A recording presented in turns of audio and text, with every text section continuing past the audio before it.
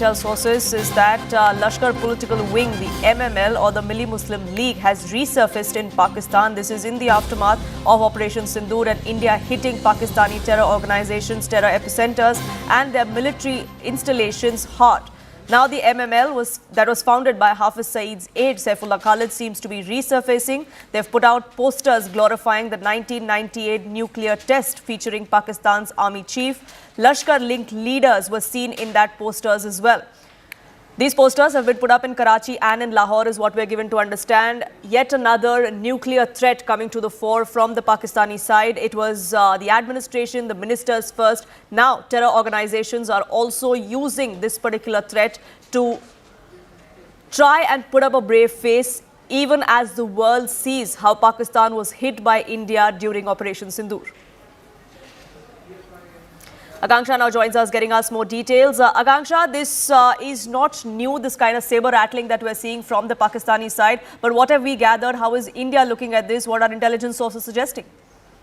From intelligence sources shared with our security affairs editor, Mr. Manoj Gupta, what we've learned is that Lashkar's political wing, MML, has resurfaced in Pakistan.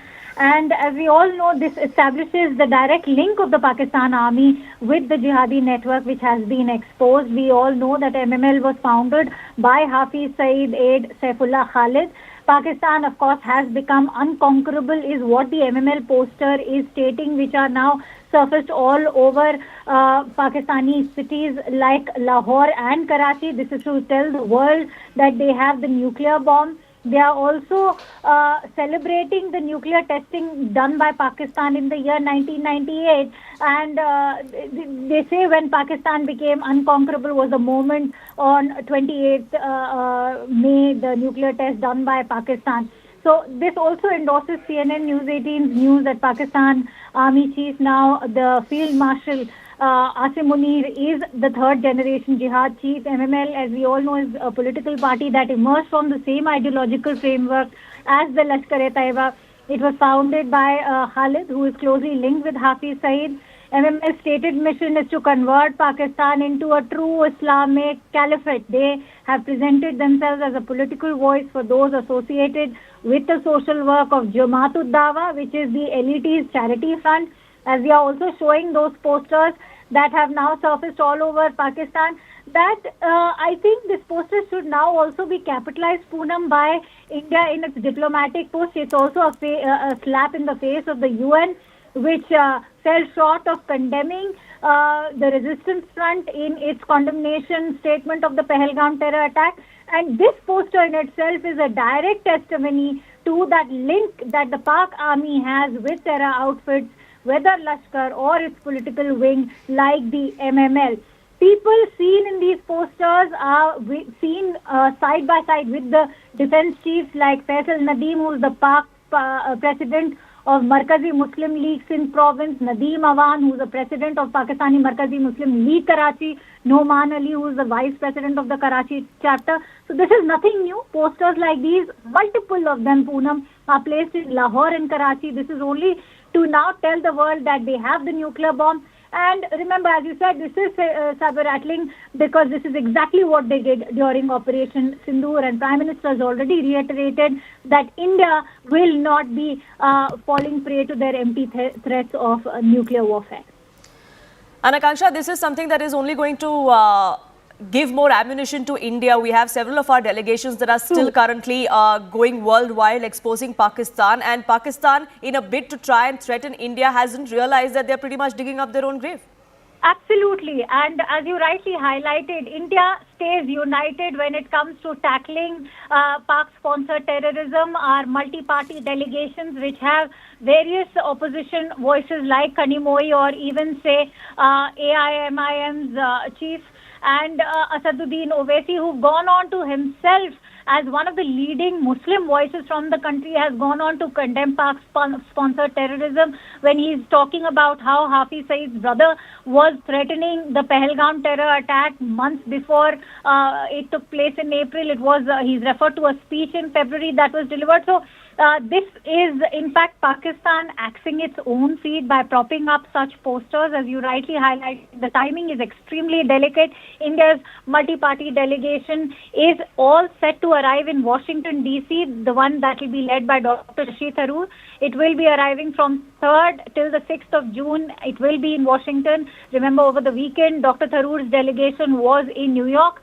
And Sri Vikram Misri, India's foreign secretary, has just had a meeting with the Trump administration where he's not just focused on critical emerging technology and defense partnership, the need to push trade, but also the need for U.S. administration to condemn terrorism. Right, stay on with us, Akanksha. Major General SP Sinha also joins us on this broadcast. So thank you so much for speaking with us. You're on CNN News 18. Your first response to this kind of saber rattling, if you will, that we're seeing from Pakistani quarters. We've seen the kind of threats that have come in from Pakistani ministers themselves, something that the Indian Prime Minister has made it clear that we're not going to be bowing down to nuclear blackmail. Now there are these offshoots or terror organizations, their affiliates that seem to be cropping up and doing exactly that. You see, Pakistan's character, you have to understand, they believe in LDD, lie, deceit and deception. Secondly, there are many forms of warfare, psychological warfare, propaganda warfare, information warfare. Pakistan specializes in two things, propaganda warfare and in spreading terrorism inside India. That's all. They can't do anything else. Thirdly, it's really strange that Pakistan is trying to impress its own people in Pakistan, that Pakistan Army won the battle in 65, won the battle in 71, won the battle in 1999. Can you imagine this country? And therefore, I'm not surprised if the job which is supposed to be done by, they should have taken, if Pakistan should have said, we became a nuclear power in 1998 or something, I think. But instead, the terrorist organizations are claiming they are spreading propaganda and they are spreading, posters all across Pakistan that we became a nuclear power. Where was your nuclear power in Kargil war? When President of America rang up Vajpayee ji that General Musharraf is planning for nuclear option, and Vajpayee ji said, I'm prepared to write off 20% of India, but I assure you that Pakistan will not see the next morning Pakistan will not be alive. The whole Pakistan will be wiped out. What happened to the nuclear power? Where did that nuclear power go? And now recently, your hands have been cut. You're totally devoid of nuclear power. You have nothing now. Now you're trying to take WMD, weapons of mass destruction, from China. Do you think you are safe? Do you think you will be able to use it? Do you think we have no counter measure already ready for you? This country is doomed to be destroyed. This country is gone. And even Allah cannot save this country because it is walking on the path of committing suicide. It cannot be helped. It is too bad. And unfortunately for Pakistan and the people of Pakistan, its administration, its army doesn't seem to be learning any lessons from the past. Unfortunately, I have to leave it there. But Major General, thank you so much for speaking with us here on CNN News 18 and sharing your perspective. I thank Akanksha for getting us the latest on that front as well.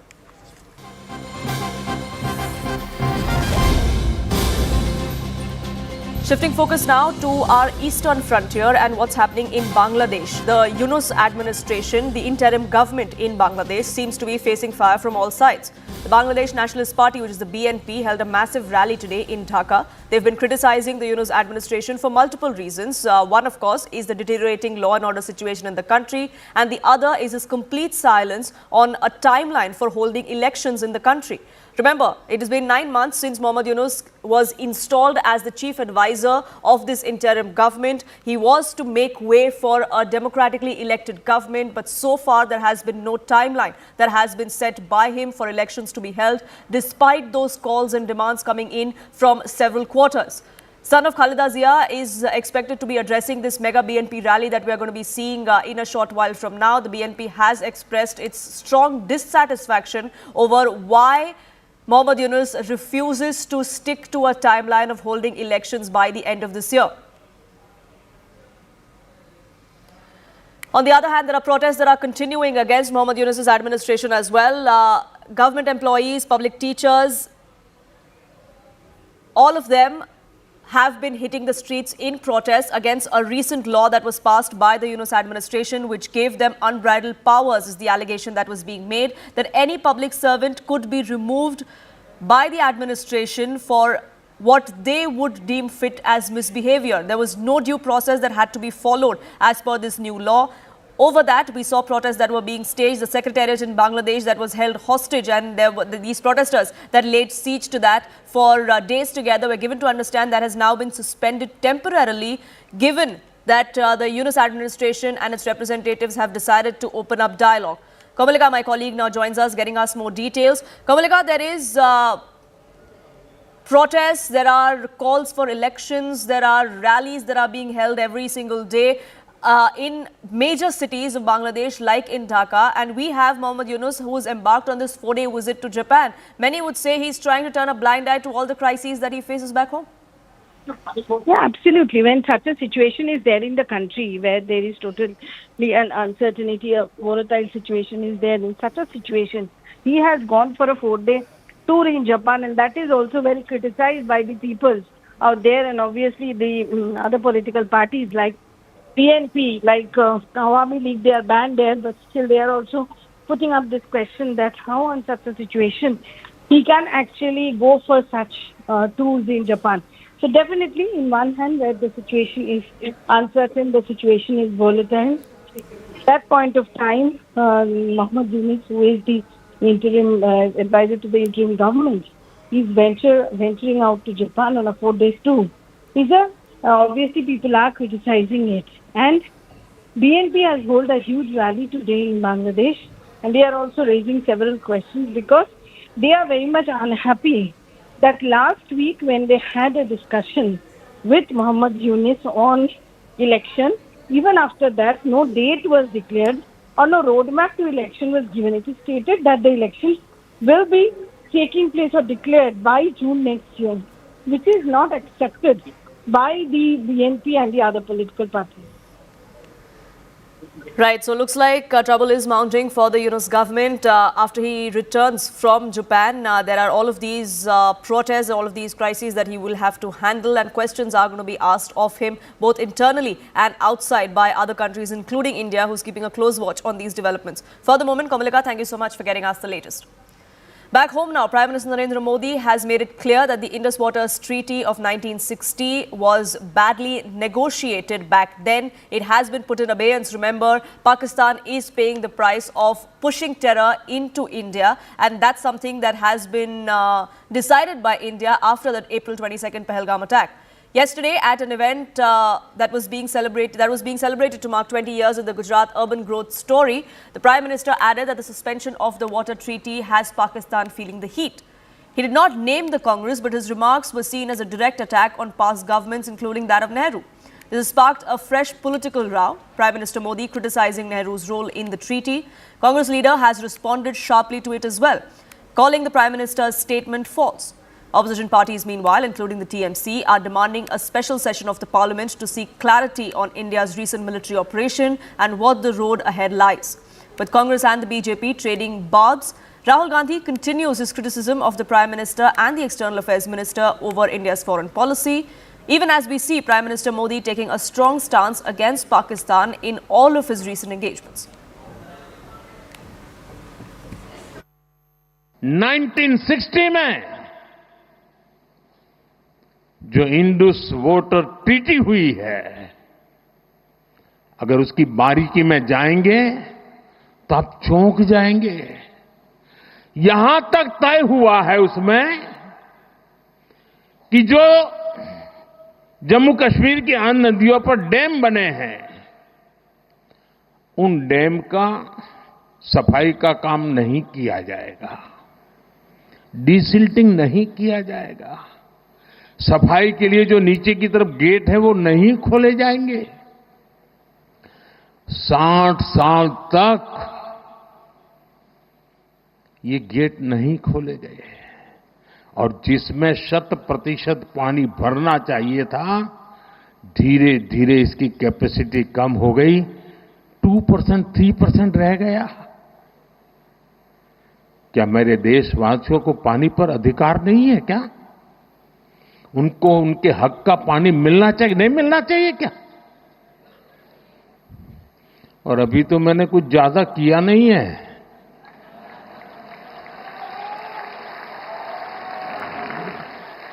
अभी तो हमने कहा है कि हमने इसको एबेंस में रखा है, वहां पसीना छूट रहा है। और हमने डैम थोड़े खोल करके सफाई शुरू की, जो कूड़ा कचरा था वो निकाल रहे हैं। इतने से वहां फ्लड आ जाता है। साथियों, हम किसी से दुश्मनी नहीं चाहते हैं। मोदी जी और उनकी पूरी टीम केवल जुमलों के बाजीगर नहीं है, शब्दों के भी बाजीगर हैं। इंदिरा जी ने जिस तरह मुंह तोड़ जवाब दिया और पाकिस्तान के 2 टुकड़े किए, आज एक अवसर था कि ये इन्हें, मोदी जी का एक अवसर था, पूरा देश उनके साथ खड़ा था, पूरे राजनीतिक दल उनके साथ खड़ी थी। वो सीज फायर किस स्थिति में हुआ, वो गौन हो गए। उन आतंकवादियों क्या, उस पर गौन हो गए। तो ये मैंने कहा कि शब्दों से ये एक्ट करते हैं, लेकिन जो सही मायने में कार्रवाई होनी चाहिए उसमें नगण्य है। और ये मैं कह सकता हूं कि इस पूरे प्रकरण में मोदी जी और उनकी पूरी टीम अक्षम साबित हुई है। Now, weeks after Operation Sindur, the politics over it continues. Ahead of Prime Minister Modi's visit to Alipurdwar in West Bengal, the West Bengal Minister Udayan Guha has sparked a political firestorm with his controversial remark against the Prime Minister and the operation.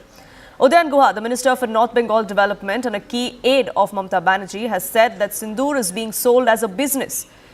Hinting at the Prime Minister, Udayan Guha says that someone who used to sell tea is now selling Sindoor. The BJP has strongly condemned the Bengal minister's remarks, calling them an insult to the martyrs of the recent terrorist attack in Pahalgam and a disrespect to India's armed forces. The party demanded Mamata Banerjee take immediate action and remove Udayan Guha from her cabinet, citing concerns over national security. কেউ কেউ আগে হয়তো চায়ের ব্যবসা করতেন, এখন তারা কেউ কেউ হয়তো সিঁদুরের ব্যবসা করছেন। আগে গরম চা বিক্রি করতেন, এখন গরম সিঁদুর তাদের রক্তের মধ্যে দিয়ে বয়ে যাচ্ছে। সেই সিঁদুর বিক্রি করবার জন্য একেবারে উত্তরবঙ্গের আলিপুরদুয়ার পর্যন্ত ছুটে আসছেন। কিন্তু আমার বক্তব্যটা হচ্ছে যে এইভাবে মানুষের মধ্যে বিষ ঢুকিয়ে দেওয়ার চেষ্টা করবেন না। মানুষের মধ্যে বিষ ঢুকিয়ে দিয়ে, ধর্মীয় বিষ ঢুকিয়ে দিয়ে মানুষে মানুষে বিভাজন তৈরি করবার চেষ্টা করবেন না। গরম চা বিক্রি করতেন, এখন তিনি গরম সিঁদুর বিক্রি করবার চেষ্টা করছেন। আমরা ওই ধরনের ব্যবসা করার জন্য এটা করি না। আমাদের কথা হচ্ছে সাম্প্রদায়িক সম্প্রীতিকে রক্ষা করতে হবে, মানুষকে এগিয়ে নিয়ে যেতে হবে। যারা মারা গেছেন তাদের মধ্যে তো আদিল শেখ ছিল, তারপরে ওই ঝন্টু শেখ ছিল, সবার কথাই তো ভাবতে হবে। Pallavi now joins us, getting us more perspective on this. Pallavi, the TMC as a party has distanced themselves from Udayan Guha. What we're given to understand, they claim this is his personal opinion. But even when he came out and clarified after the outrage that came in from the BJP, he only reiterated what he had said earlier. Absolutely, and that is the reason why political parties like the TMC are not very happy with the kind of comments which are coming in from their own leaders and ministers, because they understand what can be the pitfall of making these kind of comments. Because at the time when we're talking about Operation Sindur, when there's a multi-party delegation, if I'm going to talk about the Trinamool Congress, you have Abhishek Banerjee, the General Secretary of the party, representing the TMC. From the Congress, there are 3 leaders who are representing the Congress party. But back home over here in India, any kind of comments they or their party leaders make certainly puts one's the entire perception about the delegation and the task that is cut out for them into a bit of a tizzy. But more than that, for the BJP, which is in power at the center, it will certainly give them an opportunity to make the point that, you know, at a time when everyone in the country needs to speak with one voice, irrespective of the political differences you have, our enemy number one at this time is not each other, but it is Pakistan. These kind of comments only go on to embolden Pakistan, one. Second, weaken our resolve to teach Pakistan a lesson, and 3, makes our entire political ecosystem or landscape look very fragmented and divided. Absolutely, the kind of narrative or the kind of image that we are sending out to the world, especially at a time when MP delegations are travelling the world exposing Pakistan, of which TMC MP Abhishek Banerjee is also a part, that only puts the TMC in a difficult position to defend these kind of comments. Pallavi, do stay on with us. We have reactions coming in from the BJP. Let's listen into those. one hand, TMC says that it is with the country, it is with the armed forces, it is the one which is supporting Operation Sindur. But on the other hand, its tall leader Udayan Guha, who's a serial offender, with the comments he's made on women, on doctors who were protesting during the Arjikar case, says that Operation Sindur is being sold. Sindur is being sold as a business. Mr. Udayan Guha has made this statement. TMC should immediately act on Udayan Guha and should show that they stand with the armed forces, that they stand with the poor people of this country, and they do not mock them for being chaiwala or for having humble background. With that, it is time for a quick break here on this edition of Nation at 5. But news and updates continue on CNN News 18. Don't go anywhere.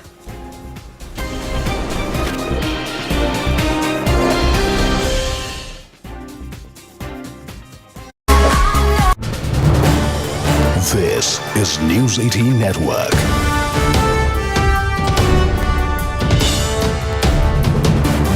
India's largest news network. Alipurduar in West Bengal, Minister Udayan Guha has sparked a political firestorm with a controversial remark about Operation Sindur. Udayan Guha, the Minister of North Bengal Development and a key Mamata Banerjee ally, has said that Operation Sindur is being sold as a business. Someone who used to sell hot tea is now selling hot sindoor.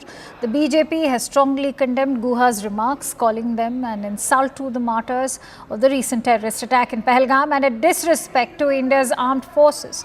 The party demanded Mamata Banerjee take immediate action and remove Guha from her cabinet, citing concerns over national security in the strategically sensitive North Bengal region. Listen in. কেউ কেউ আগে হয়তো চায়ের ব্যবসা করতেন, এখন তারা কেউ কেউ হয়তো সিঁদুরের ব্যবসা করছেন। আগে গরম চা বিক্রি করতেন, এখন গরম সিঁদুর তাদের রক্তের মধ্যে দিয়ে বয়ে যাচ্ছে। সেই সিঁদুর বিক্রি করবার জন্য একেবারে উত্তরবঙ্গের আলিপুরদুয়ার পর্যন্ত ছুটে আসছেন। কিন্তু আমার বক্তব্যটা হচ্ছে যে এইভাবে মানুষের মধ্যে বিষ ঢুকিয়ে দেওয়ার চেষ্টা করবেন না। মানুষের মধ্যে বিষ ঢুকিয়ে দিয়ে, ধর্মীয় বিষ ঢুকিয়ে দিয়ে মানুষে মানুষে বিভাজন তৈরি করবার চেষ্টা করবেন না। গরম চা বিক্রি করতেন, এখন তিনি গরম সিঁদুর বিক্রি করবার চেষ্টা করছেন। আমরা ওই ধরনের ব্যবসা করার জন্য এটা করি না। আমাদের কথা হচ্ছে সাম্প্রদায়িক সম্প্রীতিকে রক্ষা করতে হবে, মানুষকে এগিয়ে নিয়ে যেতে হবে। যারা মারা গেছেন তাদের মধ্যে তো আদিল শেখ ছিল, তারপরে ওই ঝন্টু শেখ ছিল, সবার কথাই তো ভাবতে হবে। Komalika Sen Gupta joins me with more perspective on the broadcast. Komalika, just ahead of Prime Minister's visit to Bengal, how will Guha's remarks be perceived? Also, this when the TMC had largely stayed united with India as far as our armed forces are concerned. This is a very responsible comment as stated by the BJP. BJP is going to take this issue up, that's very sure. And this is a place which is absolutely in the border. It's Cooch Behar is absolutely in the bordering area of Bangladesh. And tomorrow the Prime Minister is supposed to come. Here, the Udayan Guha, we have spoken to Udayan Guha, and though he does not want to comment right now on this, but he accepted what he said. He has said that the BJP, the Prime Minister Modi, is trying to take political advantage of it and trying to sell it. Now, this type of comment is absolutely uncalled for, as stated by BJP, when the entire their party is supporting the cause, and also none other than their National General Secretary is been travelling and telling people about what has happened and taking the obviously presenting the India facts. There is a demand of a parliamentary session. That's the party stand, that there should be a parliamentary session and they should come up that, you know, why this happened and other details should come up in the parliament. That is the demand that Mamata Banerjee has also been placed. But this type of comments, that is something which is uncalled for. Till now there has been no official reaction of Trinamool Congress, but then whether Trinamool Congress does something, anything, or cautions him or not, that is to be seen. Definitely this is one issue which will be picked up during the election also, because Bengal election is year after. But the thing is that at present situation, this type of comments are uncalled for. That's what experts are saying, and that too from a place which is absolutely located in the border, and when none other than the Prime Minister is coming tomorrow. Many thanks to you, Kamalika, for bringing us all those inputs. And as Kamalika was highlighting that the BJP has already criticized Guha's comments, let's listen in to how Shahzad Poonawala of the BJP has reacted. On one hand, TMC says that it is with the country, it is with the armed forces, it is the one which is supporting Operation Sindur. But on the other hand, its tall leader Udayan Guha, who's a serial offender, with the comments he's made on women, on doctors who were protesting during the Arjikar case, says that Operation Sindur is being sold. Sindur is being sold as a business. He also makes comments on the humble background of Prime Minister, who was a chaiwala. This shows not just the elitist mindset of the TMC, it also shows the mindset to attack the Sena's manobal. And this is not a sanyog, it is not a prayog, it is sahyog to Pakistan, to attack the manobal of the forces. Congress has made these statements calling it chutput. Then we have seen how it was compared to Operation Blue Star. Then we have been seeing how the statements have been made to undermine the Indian forces. We have seen how Pakistan is being given clean chit. And now the TMC makes this kind of comment on Operation Sindur, disrespecting the bravery of our soldiers. It has become the part and parcel of TMC's politics because they put vote niti and also they put parivar niti above Rashtra niti. And therefore, Mr. Udayan Guha has made this statement. TMC should immediately act on Udayan Guha and should show that they stand with the armed forces, that they stand with the poor people of this country and they do not mock them for being chaiwala or for having humble background. This is News 18 Network.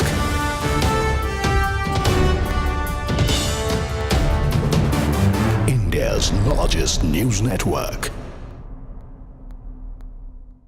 Alipurduar in West Bengal, Minister Udayan Guha has sparked a political firestorm with a controversial remark about Operation Sindur. Udayan Guha, the Minister of North Bengal Development and a key Mamata Banerjee ally, has said that Operation Sindur is being sold as a business. Someone who used to sell hot tea is now selling hot sindoor. The BJP has strongly condemned Guha's remarks, calling them an insult to the martyrs of the recent terrorist attack in Pahalgam and a disrespect to India's armed forces. The party demanded Mamata Banerjee take immediate action and remove Guha from her cabinet, citing concerns over national security in the strategically sensitive North Bengal region. Listen in. কেউ কেউ আগে হয়তো চায়ের ব্যবসা করতেন, এখন তারা কেউ কেউ হয়তো সিঁদুরের ব্যবসা করছেন। আগে গরম চা বিক্রি করতেন, এখন গরম সিঁদুর তাদের রক্তের মধ্যে দিয়ে বয়ে যাচ্ছে। সেই সিঁদুর বিক্রি করবার জন্য একেবারে উত্তরবঙ্গের আলিপুরদুয়ার পর্যন্ত ছুটে আসছেন। কিন্তু আমার বক্তব্যটা হচ্ছে যে এইভাবে মানুষের মধ্যে বিষ ঢুকিয়ে দেবার চেষ্টা করবেন না।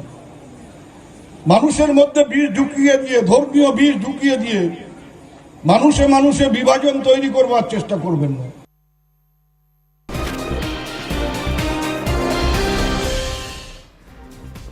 Thank you for staying with us here on Nation at 5. A political controversy has erupted and there is a fight between Karnataka and Andhra Pradesh over the possible relocation of key defence manufacturing units of the Hindustan Aeronauticals Limited from Bengaluru to Lepakshi in Andhra Pradesh. Chandrababu Naidu reportedly offered 10,000 acres in Lepakshi region located just about an hour from the Bengaluru airport. This could be a potential site for production facilities of HAL. At the heart of the issue are two critical indigenous defence projects, the light combat aircraft Tejas and the advanced medium combat aircraft. Karnataka Chief Minister and his entire cabinet has reacted to this issue. They claim that Chandrababu Naidu can propose as many things as he wants, but no shift will be made. Karnataka ministers have lined up to say that HAL has been the pride of Karnataka and we have strong reservations against any such pitch being made by Andhra Pradesh. In fact, they have also gone on to say that they will be approaching the Union government and Raksha Mantri Rajnath Singh to try and block any such attempt that is being made by the Andhra Pradesh government. He may request many things. But not shifting it will not be shifted. He may request many things. But not shifting it will not be shifted. I want my parliament members and my central ministers who are there to react on this. But as a government, We will not allow anything to be shifted. We have all those lands with us only.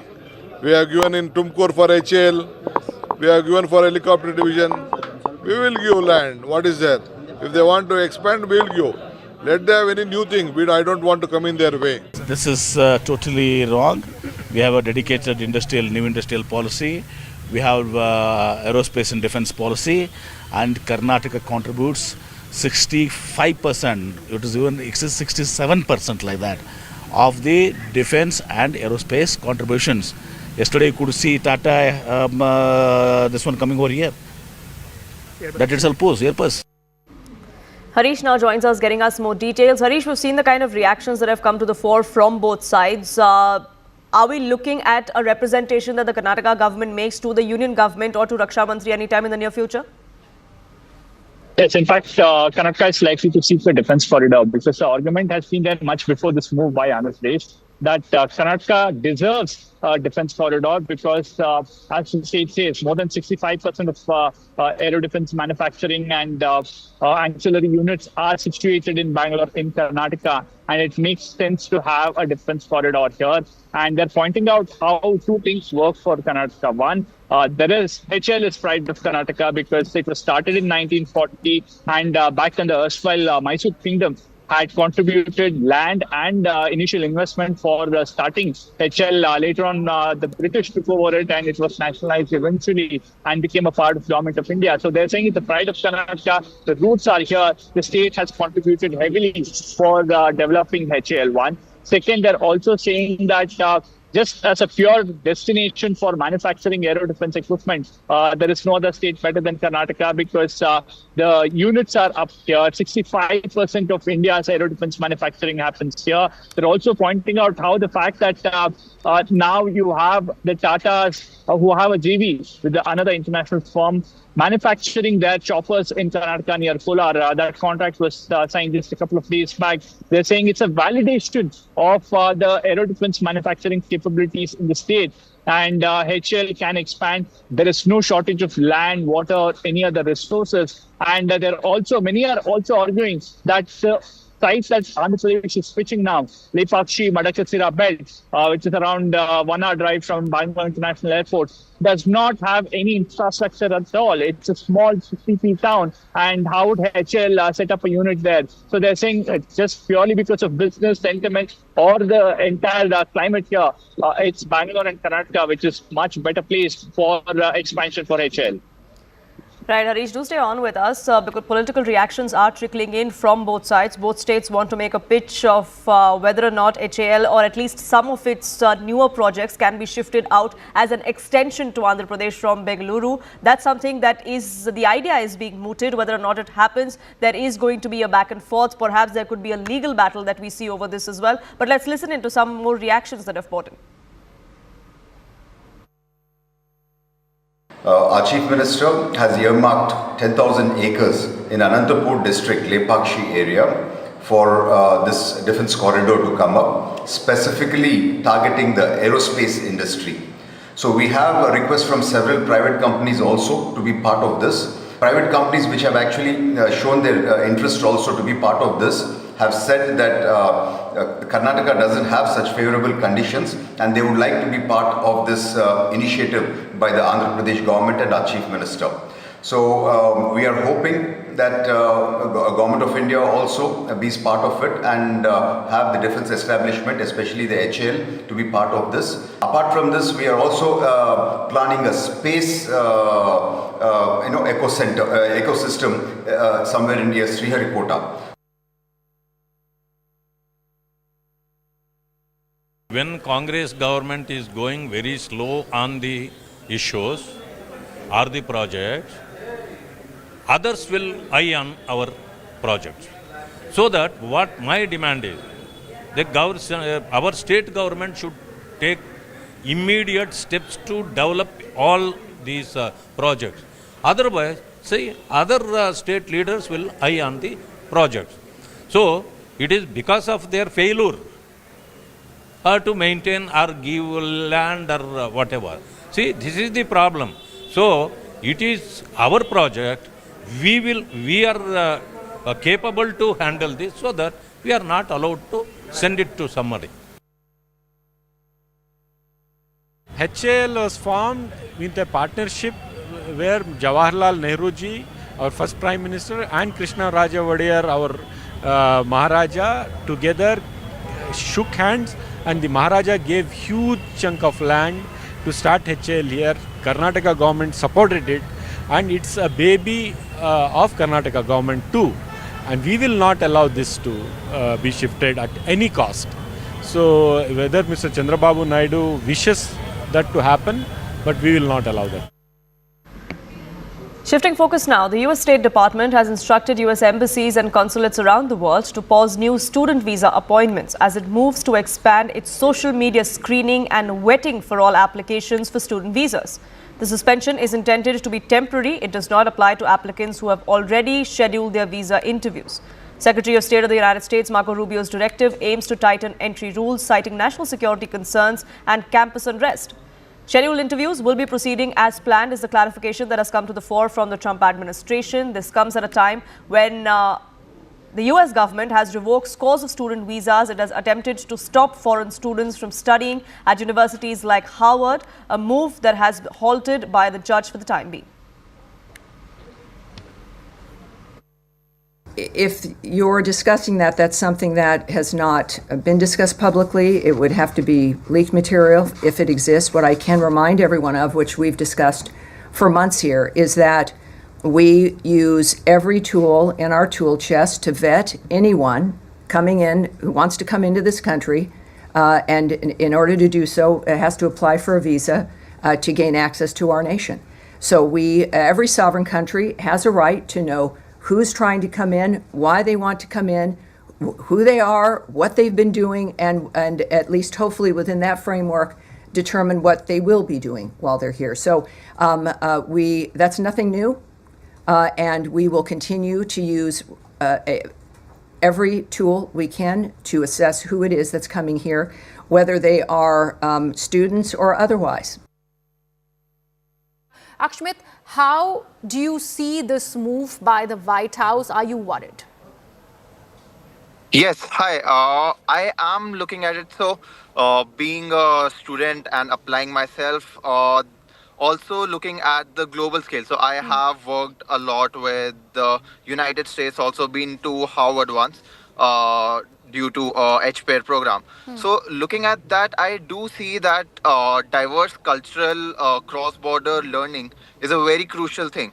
And while Trump has initiated this pause for, I do understand the broader social vetting scenario, but that also has created a huge impact on our applications as well. So all the students are looking at alternate approaches as well, looking at UK, so, Akshmit, Canada. while you say that you do understand this broader social media vetting process, I would like to understand what do you understand about it? Because we know how social media is quite the thing right now. Everybody is out there putting out their views. So this essentially means that the US government is going to see whether or not you are pro-Palestine. If you are, then you don't make the cut. Yes, so that's why I see that if any student is proactive in social media, they are reaching out their voices and they want to apply, or they want to tell about what all their views are there. So that is being looked at very crucially. So due to that, a lot of applications have already been they are getting scared to apply to the US. That's my point of view. Yes. Akshmit, which all schools were you looking at applying for? I was looking for majorly all the M7 schools. Harvard. I was also looking for Stanford, MIT, Sloan. So yes. So right now, as things stands, you are still in the process of applying. You've not yet applied for a visa, or you do not have an interview that you've secured. Is that right? Yes, that is correct. Okay. We'll keep a track of that and much more here on CNN News 18. But for now, it's time for a quick break.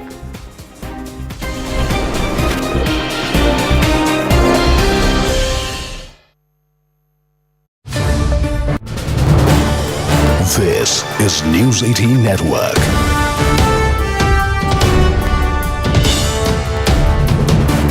India's India's largest news network. Alipurduar in West Bengal, Minister Udayan Guha has sparked a political firestorm with a controversial remark about Operation Sindur. Udayan Guha, the Minister of North Bengal Development and a key Mamata Banerjee ally, has said that Operation Sindur is being sold as a business. Someone who used to sell hot tea is now selling hot sindoor. The BJP has strongly condemned Guha's remarks, calling them an insult to the martyrs of the recent terrorist attack in Pahalgam and a disrespect to India's armed forces. The party demanded Mamata Banerjee take immediate action and remove Guha from her cabinet, citing concerns over national security in the strategically sensitive North Bengal region. Listen in. কেউ কেউ আগে হয়তো চায়ের ব্যবসা করতেন, এখন তারা কেউ কেউ হয়তো সিঁদুরের ব্যবসা করছেন। আগে গরম চা বিক্রি করতেন, এখন গরম সিঁদুর তাদের রক্তের মধ্যে দিয়ে বয়ে যাচ্ছে। সেই সিঁদুর বিক্রি করবার জন্য একেবারে উত্তরবঙ্গের আলিপুরদুয়ার পর্যন্ত ছুটে আসছেন। কিন্তু আমার বক্তব্যটা হচ্ছে যে এইভাবে মানুষের মধ্যে বিষ ঢুকিয়ে দেওয়ার চেষ্টা করবেন না। মানুষের মধ্যে বিষ ঢুকিয়ে দিয়ে, ধর্মীয় বিষ ঢুকিয়ে দিয়ে মানুষে মানুষে বিভাজন তৈরি করবার চেষ্টা করবেন না। গরম চা বিক্রি করতেন, এখন তিনি গরম সিঁদুর বিক্রি করবার চেষ্টা করছেন। আমরা ওই ধরনের ব্যবসা করার জন্য এটা করি না। আমাদের কথা হচ্ছে সাম্প্রদায়িক সম্প্রীতিকে রক্ষা করতে হবে, মানুষকে এগিয়ে নিয়ে যেতে হবে। যারা মারা গেছেন তাদের মধ্যে তো আদিল শেখ ছিল, তারপরে ওই ঝন্টু শেখ ছিল, সবার কথাই তো ভাবতে হবে। Komalika Sen Gupta joins me with more perspective on the broadcast. Komalika, just ahead of Prime Minister's visit to Bengal, how will Guha's remarks be perceived? Also, this when the TMC had largely stayed united with India as far as our armed forces are concerned. This is a very responsible comment as stated by the BJP. BJP is going to take this issue up, that's very sure. And this is a place which is absolutely in the border. It's Cooch Behar is absolutely in the bordering area of Bangladesh. And tomorrow the Prime Minister is supposed to come. Here, the Udayan Guha, we have spoken to Udayan Guha, and though he does not want to comment right now on this, but he accepted what he said. He has said that the BJP, the Prime Minister Modi, is trying to take political advantage of it and trying to sell it. Now, this type of comment is absolutely uncalled for, as stated by BJP, when their party is supporting the cause, and also none other than their National General Secretary is been travelling and telling people about what has happened and taking the obviously presenting the India facts.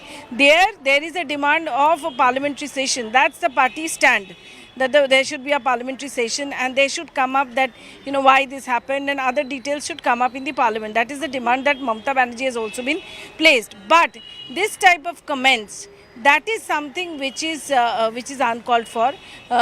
Till now there has been no official reaction of Trinamool Congress, but then whether Trinamool Congress does anything or cautions him or not, that is to be seen. Definitely this is one issue which will be picked up during the election also, because Bengal election is year after. But the thing is that at present situation, this type of comments are uncalled for. That's what experts are saying, and that too from a place which is absolutely located in the border, and when none other than the Prime Minister is coming tomorrow. Many thanks to you, Komalika, for bringing us all those inputs. And as Komalika was highlighting that the BJP has already criticized Guha's comments, let's listen in to how Shahzad Poonawala of the BJP has reacted. On one hand, TMC says that it is with the country, it is with the armed forces, it is the one which is supporting Operation Sindur. But on the other hand, its tall leader Udayan Guha, who is a serial offender with the comments he's made on women, on doctors who are protesting during the Arjikar case, says that Operation Sindur is being sold. Sindur is being sold as a business. He also makes comments on the humble background of Prime Minister, who was a chaiwala. This shows not just the elitist mindset of the TMC, it also shows the mindset to attack the Sena's manobal. And this is not a sanyog, it is not a prayog, it is sahyog to Pakistan, to attack the manobal of the forces. Congress has made these statements calling it chutput. Then we have seen how it was compared to Operation Blue Star. Then we have been seeing how the statements have been made to undermine the Indian forces. We have seen how Pakistan is being given clean sheet. And now the TMC makes this kind of comment on Operation Sindur, disrespecting the bravery of our soldiers. It has become the part and parcel of TMC's politics because they put vote niti.